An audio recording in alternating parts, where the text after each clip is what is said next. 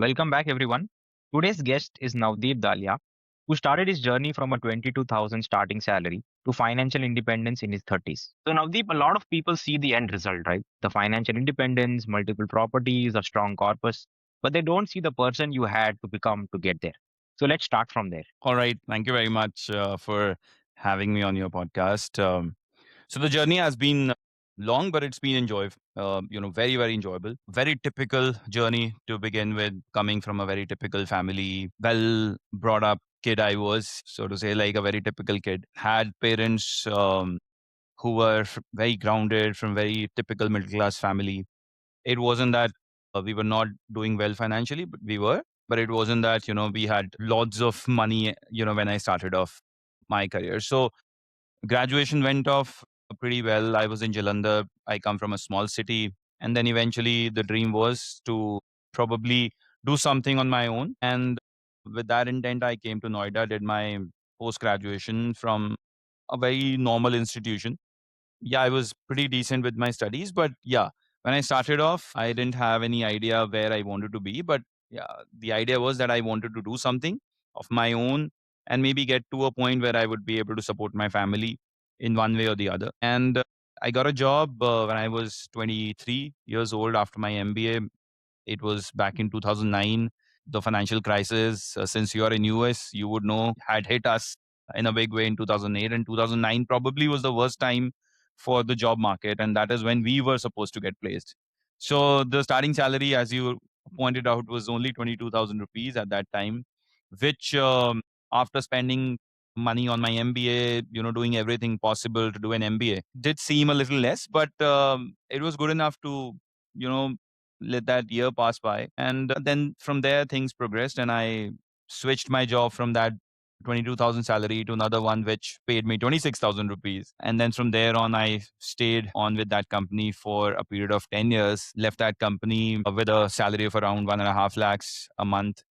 And I was the associate director at that time. So, and then I started my own company, Dial Education, which is into education. And yeah, along the way, I saved a bit, had that habit of investing in real estate, which came from the family. Because typically, if you go back now, people talk about mutual funds and stocks and whatnot. But back in the day, people didn't talk too much about, these kind of investments. The only two investments people thought of was either real estate or fixed deposits. And that is what I also typically did, because I was in Delhi NCR. I am from Jalandhar, so I wanted a place where I could crash. I wanted a place of my own from the very beginning, because that back in the day, 2009, this wasn't even a conversation whether you should have your own house or you should always rent. Now it's a hot topic, but back in the day, it wasn't. It wasn't even a topic. You always wanted a house wherever you lived. So I also, like a very typical person, wanted a house. So wherever I could, in the minimum amount of money that I had about 1.5 lakhs that I saved in my first job. And with that 1.5 lakh, I purchased a construction linked property in Sonipat, which is in the outskirts of Delhi NCR. I thought in Delhi, though, obviously it's not possible to buy anything. And I had done my MBA from Noida, and Noida was also relatively expensive. I thought maybe in 15, 16 lakhs, I could get something in Sonipat, which is about 40 kilometers from where my first job was. And I thought my entire life is going to, be here in that part of Delhi. And in all my naivety, I bought that property, and that is how my first investment happened. And from there on, I bought another property in 2014, and then in 2017, I bought another one. Along the way, did a lot of investment, which we would unfold. There are a lot of my podcasts that are already there, so we'll quickly sum that up. But yeah, that is how my journey has been. Very typical from a middle class family, was raised well, always had that thing that, you should save something, whatever you earn, you should save. And with that saving, with discipline, with consistency, I've been able to build what I've been able to build over the years. So, what was your relationship with money while growing up? I know you said you come from a middle class background. So, what was that relationship with money like? See, relationship with money was very, very simple. Because I didn't have too many thoughts at that time, and I'm coming from my practical experiences only. If I had 5,500 rupees as my pocket money, the only thing was that 500 rupees should not finish before the next 500 rupees come. It was as simple as that. I was getting typical pocket money of 500 rupees a month in my graduation also. And it was very, very typical. The idea was that that 500 rupees should not finish before the next 500 rupees arrive from your dad. So that is how it started. That taught us budgeting, in a sense that how much should go into petrol, how much should go into your enjoyment, etc. And I think that inculcated when I got my first salary as well. When I got my first salary in 2009, it was 22,000 rupees, and I knew that I have to manage everything within 22,000 rupees and try and save something from it. Right. So that was So how the much were idea you with which actually I able to started. save during that time with your 22,000 salary? I was able to save almost 50% of my salary, because that is also very, very interesting, because I used to live in uh, shared apartment when I was doing my MBA. And I kind of continued to do that even when I was doing my job, because I got placed while I was doing my MBA. So my MBA was supposed to end in June. I got placed in January, a typical pre placement offer I got. So they called me that you should join. So where I was staying like a student, where I had to keep my expenses to the very bare minimum. So I kept it like that only, and I started working. So in those 6 months, I earned 22,000 rupees a month, got some incentives at the end of the year as well. And my expenses didn't go through the roof suddenly because I was earning. I kept my expenses to the very minimal, because I was living the student life only, because I was in that scenario only. I didn't change my scenario completely. It wasn't that I started, living extravagantly. It wasn't like that. So it went on like that, and luckily I was able to save about 50% of my salary. I got some incentives. So total, I got about 3 lakhs in that 1 year. And I was able to save about 1.5 lakhs. And with that 1.5 lakhs only, I bought my first property when I was 23 in January 2010. I invested in that property. And like I told you, that was the only thing that I could buy. That was the only thing I knew. So I did that. Whether it was right or wrong, I later realized that it wasn't great in terms of the returns that I got, but it was great in terms of the discipline that I was able to get into because of that one thing. Because I had to then commit to that for a period of, 7, 8, 10 years, because every year I had to pay 1.5 lakhs into that construction linked property. So that brought in some discipline. And while I'm talking to you, just thinking that there was a point in 2014 when I bought my second property. At that time, I was doing an SIP of 10,000 rupees. I was paying an EMI of 25,000 rupees for the second house that I bought in Noida. And I was kind of setting out 12 to 15,000 rupees for this property as well. So typically at that time, from 2014 onwards, it's been 12 years, I've been kind of investing minimum of 50,000 rupees. And that, carried on for a very, very long time, for almost 8, 9 years. And because it was split into three, I felt I wasn't investing too much. But when I look back, in 2014 onwards, from 2014 onwards, I have been investing at least 50,000 rupees into my corpus, whatever I have been able to build today. So it hasn't happened in a jiffy. It has taken a lot of time.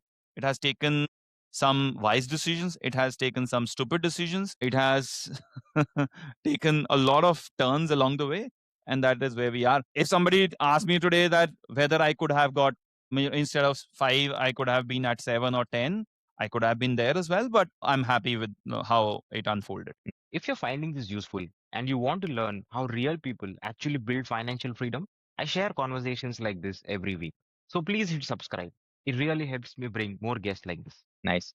So you said that your first house, you didn't know if that was a good decision or no. So what made you to buy the second house, after that? Like, why would you go into real estate again? And why wasn't equity like your choice or mutual fund your choice of investment? Because I didn't understand it. Back in 2014, I didn't understand it at all. I had one investment in 2013 that I had started investing into mutual, which was ELSS, just to save taxes. So it was 10,000 rupees that I was investing into SIP, and that was it. And I didn't even know whether it was the right mutual fund or not a right one. I didn't do any research. I just asked someone. They said, okay, invest in this one. You'll be able to save some tax. So in 2013, I didn't know. And that is why I only thought the way to investment is that you invest into real estate, hold it for a long time, or invest into FDs, hold it for a long time. It would generate wealth over a period of time. It was only around 2016, when I had seen 3 years of my mutual funds that I had invested in starting 2013. And I realized that, this mutual fund alone is giving me a 12% of XIRR, which is the return on the investment. And I felt, why then put it into an FD or anything? Why not put it into this? Because my idea is that if I'm investing into something, I have that kind of discipline. Even in real estate, I have thought when I invested that I would have to hold it for a very long time. If I hold it for that long, any investment, it would grow.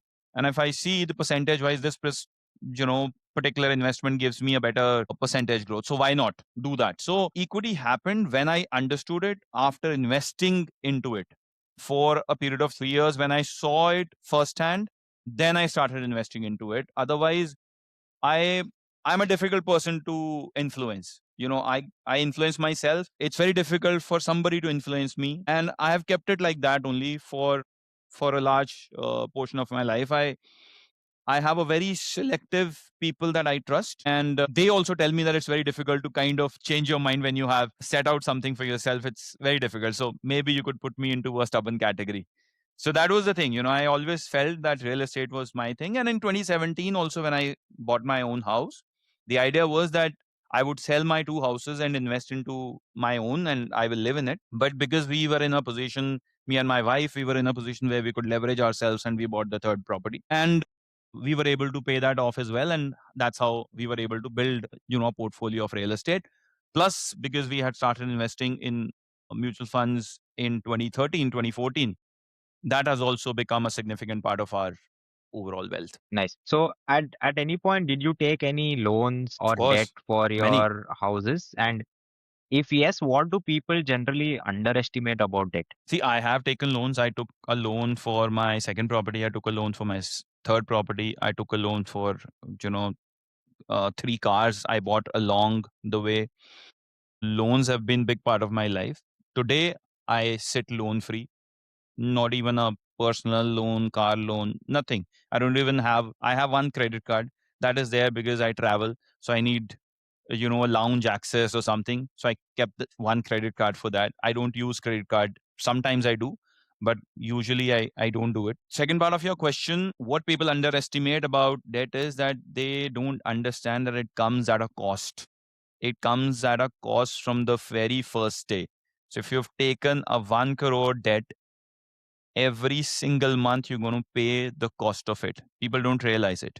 When they are paying an EMI, they're just thinking that they are repaying their loan. They're not repaying the loan. That is just a fraction of the EMI that you're paying. If you're paying 50,000, a small fraction of it would go into principal, rest it would go into the interest.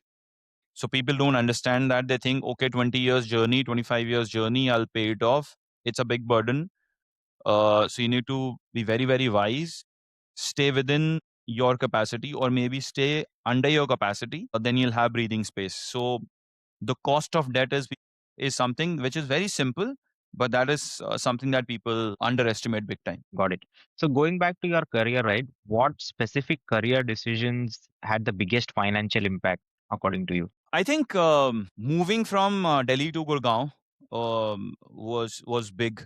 That was a big career shift. I never, like I told you, I never thought that I would be moving out of Delhi because I had bought a house thinking that I would be in Delhi for the rest of my life. So moving from Delhi to Gurgaon was a big deal for me, and it changed my perspective about corporate world as well, because Gurgaon had that hustle culture. It still has, but at that time it was big time, and that taught me that if you want to survive in a city like this, that you need to hustle and you need to grow, and you can grow because the city is growing like crazy, and it was growing like crazy, still is. But back in 2010, because I had nothing, it was growing exponentially. So I knew that was an opportunity for me, and I think that changed a lot of things in my career. Otherwise, if I was in Delhi, continued with that job, with that culture, taking nothing away from Delhi culture. Delhi has a great culture, but Gurgaon had that hustle culture for a 23, 24-year-old. I think it was just the right environment to be in, and that changed everything. Nice. So what did you do differently from your peers, you think? Because I'm sure not all of them have achieved what you were able to achieve, right? So what is that something that you did differently according to you? I think I did simple things right? It wasn't that I was doing something extraordinary. It wasn't like that. So, like I told you, what I'm getting, I'm not spending all of it. Keeping some part of it with me. And by the situation I was into, I had to save something for the investments that I had done, which a lot of other people had not done. Good or bad, I don't know, but they didn't have those kind of investments. They had not indulged into those investments. I had, and I always had that sword hanging over my head that I have to pay that EMI. I have to save for that installment that I have to pay for that Sonipat flat as well. And I had that SIP also going at that time in 2013, and all the other investments starting from 2010 only. So I think that was something which was forced upon me, and that was something different that I did from my peer group. They didn't have that kind of investments so early in their lives. So they were spending most of it, or maybe saving into those instruments which were not giving them those kind of returns, or maybe doing I don't know what. But I think that was something that was different in my journey compared to my peer group, because I can't recall anybody working with me at that time having two properties when I was probably mm, 27 or something. I had two properties and one SIP going. Yes, on debt, but I had that. So I had to save something from my salary and invest into those investments that I had taken up. So I think that was the differentiating point. So I started investing or putting aside money very early. So 2014, when I look back, is when I was saving around 50,000 rupees a month, because I had to. There was no other option. I had to save. So if I was getting about 75, 80,000 rupees at the time, I had to put aside 50,000 rupees. So I was managing my expenses within about 20, 25,000 rupees. And back in the day, it was very much possible for a single person. It wasn't Hmm. beyond your imagination to spend your month in about 15, 20,000 rupees. It was manageable. I've done it. So it Actually, was manageable. what you say is probably was your mistake was actually one of your biggest strengths as well, right? Like because you had Yeah, those two yeah. properties, you knew you have to pay off those EMI, so you have to be really strict on your savings. Right, right. But in those Yeah, makes mistakes, sense. one right thing that I did was that I didn't go overboard with those investments. It wasn't like I bought a 1 crore house at that time. If I did that, Mm. then I would have been in a big problem, because I would not have been able to pay. I wouldn't have had that kind of flexibility, wouldn't have had that discipline. I probably would have burdened myself. Maybe would have ended up selling one property to manage the second one. So lot could have gone wrong. Utilized my capacity, but not to the level I could have. I kept it a little under par. So that served me, because salaries, they kept growing, and my investment, the EMIs, they stayed at that level. And then as the salary grew, I started putting little extra into my EMIs, and that's how I was able to finish my 20-year loan in about 8, 9 years. So would you say for people even starting out today, right? Like let's say I don't know what your view is on buying versus renting, but we can get on to that a little bit later. But if let's say somebody has already bought a property, right? What should be their focus? How much money should they be spending? You know, how much money should like what should be the cost of their house so that they are able to keep it below their level? See, I've said that before also. In India, it's very typical. The bank only tells you that this is the amount of money that you can actually uh, take on Mm. a loan. It depends on how much you're drawing. So if you're drawing 1 lakh rupees salary, your EMI cannot be more than 50, 60,000 rupees in by any stretch of Right. imagination.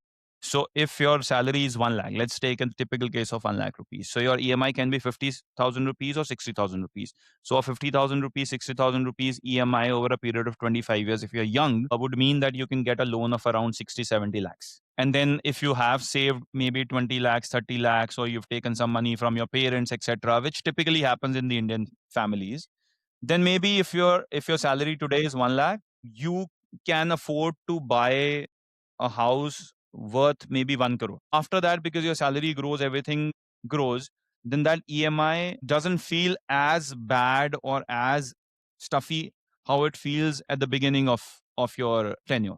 So that is how it worked out for me. And that is what I also tell everyone, that the initial 2 years, maybe if you're very sure of your job, that the job will last for 5, 6 years easily, would not really be a problem. maybe stretch yourself a little bit. Like instead of a 1 crore house, maybe buy a 1.2 or 1.3. Stretch yourself a little. But then those tough years will not be just 2 years, they would be maybe 3 or 4. But then beyond that point, I think it becomes like easy because in my calculation, the rent versus buy, if you run your loan for 10 years and in that same property, if you're renting it out, for an example, a 1 crore house, you rent out and you buy that 1 crore house.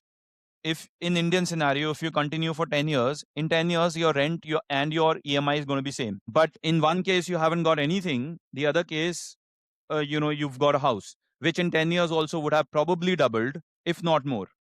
So that is how I see rent versus buy. I think buying is always a better option, but you need to be disciplined. You need to know what your capacity is. You need to know what your job is like. If it has some amount of stability, I know jobs are not that stable anymore. But if you've utilized your capacity to a certain level and you have some stability in your job, I think it makes more sense to buy a house rather than rent a house. So today, 60% is into real estate, 40% is into equity. Nice. So coming back to the salary part, right? Like I think a lot of people focus only on investing, but your story suggests that income growth mattered a lot too, right? So how did you actually think about outgrowing that 22,000 starting salary that you had? So I think there are two ways how I see. One is that you can stick to one job and keep upskilling and devote yourself to that organization like it is your own, and you get the growth. I got year on year growth of around 21 to 22%, which is unheard of. A lot of people get that. I also got it. So from 22 to about 1.5 lakhs in 9 years, it was about 20 to 22% year on year growth I got. Promotions, yearly hikes, etc., etc. And I didn't switch jobs. I was in one job for a year, for 11 months of my career, and then another job for 10 years. That is my whole 11 years of corporate career. Other way is that you work for someone, you get uh, you know those skills which are in demand in the industry, and then you hop from one job to another just to increase your salary. That is how, these are the only two ways I think of how you can grow in your life. Upskilling is important. You can upskill by taking those certifications as well. The other way of upskilling is use common sense. You can upskill yourself using common sense as well, because if you're in a particular job and you know that this job demands this, then you can probably acquire those skills. There are so many sources available to get that skilling done. Yeah, if you think certification is important, do that. If you think you can actually go online and check things out and improve yourself on the job, that is also a way. So growth matters a lot, because that is where everything is coming from. If your salary isn't growing, your investments are not going to grow, and your expenses are automatically going to grow, because if you were one, you would eventually become two. From two, you will become three and four, and so on and so forth. So expenses are going to grow. You will grow as a family. So if your salary is not growing, then nothing can happen. Savings are part of what you're earning. Savings are not coming from somewhere else. Even if you build a passive income, you will build it from your investments, and that investment eventually comes from salary only, whatever your earnings are. So for me, earnings have been the base, has always been, will always be. But I want to get to a point where that base, whether it's there or not there, shouldn't matter. And that is the journey towards financial freedom. I can call myself financially free today, or I could call myself financially free 3 years, 4 years ago also. But I still feel that I want to be absolutely comfortable with that number. And that number probably is maybe 4 years or 3 years from now, depending on how the investments go and how my earnings grow. So earning growth is very important. You should continue to work. There's nothing like not working. You should always be working. I am also planning to do that. But yeah, for an example, if I want to sit with you on a Saturday morning, do a podcast and do nothing else, if you get that kind of freedom, I think you've done decently well for yourself. So that's where I am. You are running your own firm now. Did that start after you became financially free, or was that before? No, no, it started before. If you look at it, I think I was financially free. However, I was still paying EMIs at that time. But I had more assets than liabilities, so I felt comfortable. So I had three houses at that time when I left my job. and I had a debt of around maybe 60, 70 lakhs, me and wife put together. Wife was working, so that was, good support, major support, I would say. So, but still the assets were more than the liability. So I knew if I get stuck anywhere, I would be able to sell those assets and pay off my liabilities, and I would have my own house where I would be living. So the expenses would not be huge because I had lived in Gurgaon for a significant amount of time by then. So I knew if you have a house in Gurgaon, rest of the things are not that expensive. I'm talking 2019. I'm not talking today. So I that was the calculation, and I had some emergency fund of around a year or so for the EMIs also. So I thought in a year's time I would be able to build something for myself, and that is how things panned out. It took me 6 months to get back to the kind of salary I was drawing, and it was pretty decent. Nice. So your story is framed as becoming financially independent at 38, but I think that the emotional part of it, not really a lot of people talk about. But what was that feeling when you finally became financially independent? That was one of the best feelings I had in my life. One of the best feeling. The day I went to the bank and took my house papers from them, I went with my wife, and you know, it was unbelievable because I had two loans going on. Car loans and everything, they feel okay, but when you have a house loan which is big, which is I had put together about 75 to 80 lakhs in loans. So when I paid that off, when we paid that off, it was a big thing. At that time, I felt okay. Now this house is ours, and it took us, a long journey of around 8 9 years to get to that point where we didn't have to pay anything to anybody. We had our own house, we had our investments. Whatever we have is our own. Whether tomorrow we lose it or it doesn't grow, it doesn't matter anymore. So it was a big relief, and I had have been paying EMIs for a very long time. I told you, from 2010 onwards, 10 onwards, I have been paying EMIs, and since then till 2023, I've been paying EMIs. So I had a burnout, big burnout of paying EMIs. And when it was my last EMI, it was a big relief. I can't tell you. And I genuinely felt now I can do whatever I want. Um, Whether I want to settle somewhere and not do anything for 2 years, I'm good. Shouldn't be a problem because I have got ourselves a shelter which is debt free, and I have got ourselves um, you know mobility in terms of, like, we have a car which is debt free, and we can put food on the table. That much skill set I have. So that was a big relief for someone who had come from a huge burden of Nice. So did your finances actually keep on increasing as your salary increased, or you kind of kept your expenses to a minimum? Because I know you got married, you had kids. So how did that progression look like? see expenses, because I had expenses were very stable because I had my own house. That made a huge difference because it wasn't like I have to pay rent, etc., etc. So the EMIs were the only burden that I had, and we were sharing that burden, me and my wife. And there was some steady rental income also that had started coming in from one house from 2017 onwards, and the other house in 2018 onwards. So I was getting about 20,000 rupees in rental from both those properties. Not huge, but yeah, some amount I was getting. So that would go into AMIs. But the expenses didn't go through the roof. With kids also, um, there was a phase for 2 years. The expenses were very minimal because we were not going out because of COVID. Nobody was going out. There were no schools, nothing. There was no transportation expense. There was nothing. So the expenses actually were low during COVID. And through my entire life, the expenses, they've been there, but they haven't gone beyond, uh, what I wanted them to be at.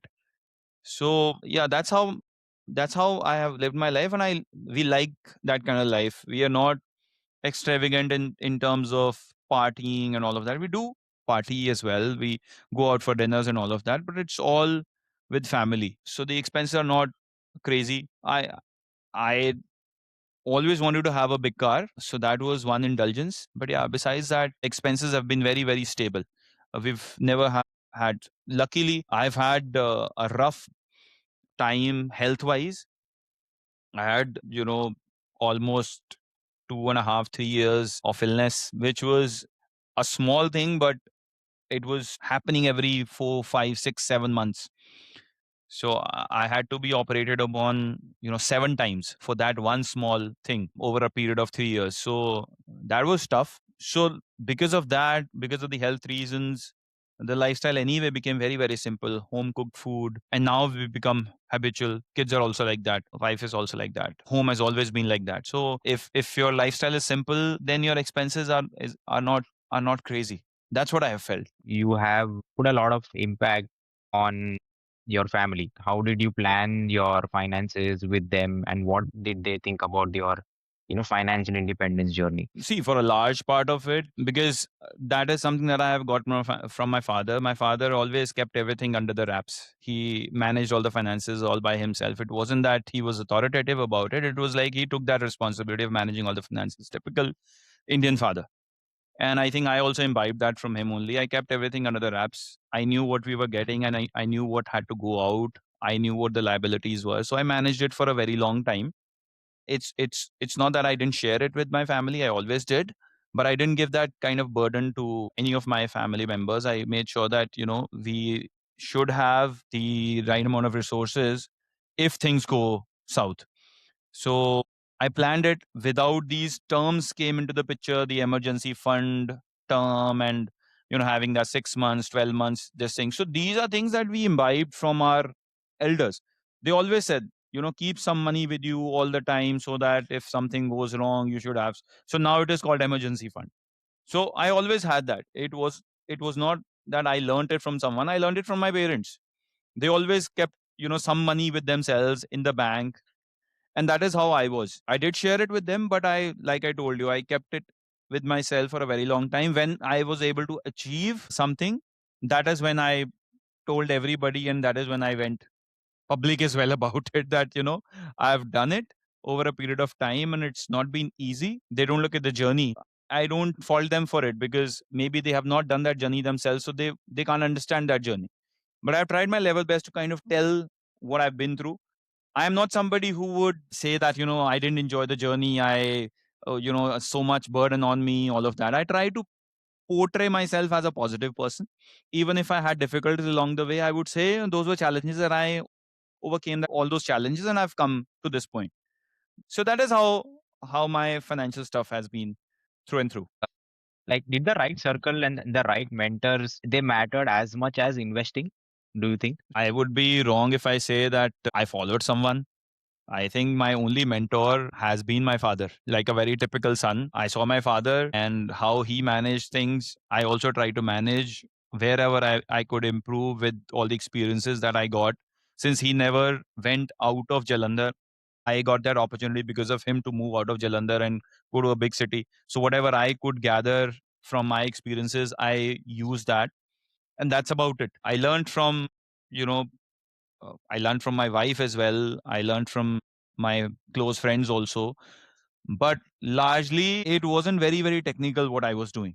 For a large part of my life, even till date, my investment strategy is very simple. Whether it's right or wrong, people might, some technical experts might say, oh, this is wrong, that is wrong. Doesn't matter. Even if this, corpus that I have today in 10 years' time becomes 2 times or 3 times, how does it matter?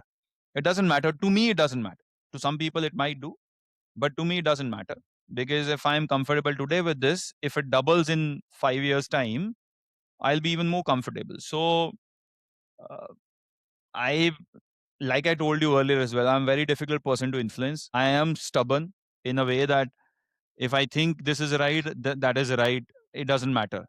My comfort with that mindset of mine is more important. My comfort with that stuff is more important than me thinking, oh, I missed out on something. I don't get FOMO. I don't get that.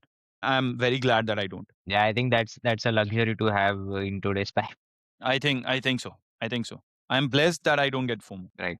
So, what do you think was that one biggest or that one turning point that you had in your journey? Which kind of accelerated your that fire journey? I think starting my own company changed a lot, because when you start your own company, of course, your involvement is a lot.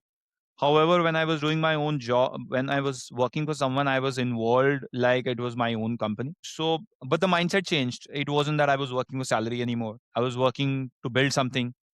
And then you're working to build something, you go all in. When you go all in, things work out. And it gave me some space to understand myself as well. What is it like? Can I be disciplined when there is no sword hanging on my head? Can I build something when nobody's pushing you? So I think that changed a lot. And I could do things that I could not do. Obviously, when you are in job, there are obviously restrictions. You can't do things which you want to. If I think back, if I wanted to sit in a podcast like this and I was working with someone, I will have to go ask somebody. And if they give me a permission only, then I would be able to sit. So I think that was a big turning point in my life. There are a lot of turning points. It's not just one. But if I look at just one, then probably that was 19 when I started my own company. Nice. So if someone in that is listening to this podcast, right, and they want to build wealth seriously, what should they focus on first? Focus on your salary, focus on your earnings first. If you don't earn, you can't save, right? And understand your capacity. So if your earnings are 20,000 rupees, let's say 20,000, 25,000, 30,000, you can't spend all of it. That's the very basic that everybody tells you, parents tell you, and there will be people who will tell you why not. So it's okay. You can. It's your money. You can spend it out. But then don't tell yourself 5 years later that what did I do? Why didn't I save anything? So you need to live with your decision. If you decide to spend everything today, then be happy with it. That, I lived my life to the fullest. I had 30,000 rupees. I'd spent it all on myself, on whatever. Be happy with it. At the end of it, the goal is to be happy. It's not that you wanted something, you got that, and you're still not happy. Right? So I may be sounding a little Right. philosophical right now, but that's not the idea. It's a very basic mistake that a lot of us commit, that we do something which we like and later on we crib about it. That why did I do that? See, you enjoyed. So, like I told you, the mistakes that I felt were mistakes were not really mistakes, and it's about your mindset. People ask me, when did you get financially free? I said, I can say I was financially free when I started my job. And I could say that I'm not Mm, financially free today, because financially free is not about mm, numbers. It's about your mindset. If your mind tells you that financially free, you're financially free. And if your mind doesn't tell you, even at 100 crores, you're not financially free. And it's all about the mindset. Make sure that you save something out of it. If you think you want to build something, but if your mindset at that time is that you want to spend it all because this is your first salary, you want to spend a lot of it, you want to enjoy, do that. But don't have qualms about it later on, that what did I do? That's all. So, yeah, completely agree with that. Okay, so coming to our last question, if you had to compress your journey into one lesson, what is hmm, the one thing that actually creates financial freedom? I think if I have to say one word, commitment. If you commit to something, stay committed. And if you stay committed, even with a wrong investment, but you stay committed for a long duration, you will not go wrong. You can go wrong by a percentage here and there, but you will never go wrong completely. You will not make losses. Even if you make a mistake, if you think, when you become a wiser investor later on in your life, you think, oh, that was a mistake. If your commitment didn't last for a significant period, I say in investment, a significant period, if it is mutual funds, if it is, then it should be 5 to 7 years. If it is real estate, it has to be 10 years. FDs and all, I'm not counting as investments, but equity or real estate per se. So that is the duration I'm talking about. You will never go wrong. Mm, What I see people doing is they will commit a mistake. They will commit a mistake to start with. They will commit a mistake when they're exiting because they think they made a mistake mm, when they started off.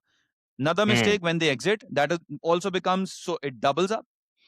And then they get into it again, get into something else, which again turns out to be a mistake.